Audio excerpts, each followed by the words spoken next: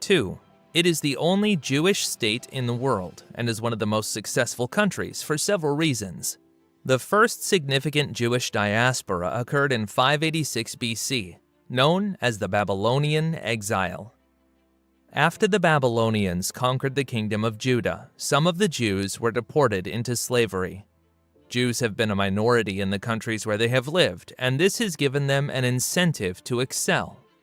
Because they are a minority, they also have a strong social network that allows them to help each other prosper in personal and professional life. On the other hand, they are always prepared for war due to external threats.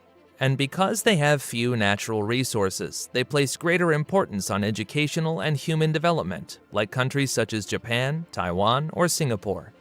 Finally, because they have a relatively small territory, they have a high concentration of talented people, which makes innovation and intellectual cultivation easier. 3.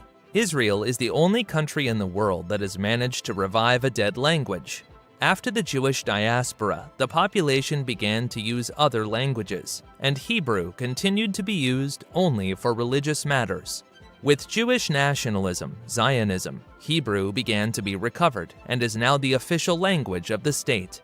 Aramaic, on the other hand, is close to extinction and is spoken only in some localities in Syria. Both languages are written from right to left and from top to bottom. The Old Testament was written in Hebrew, and many common names have their origin in it, such as Sarah, Mary, Anna, Michael, John, or Raphael. 60 of the 500 largest technology companies in the world are Israeli, only behind the United States and China.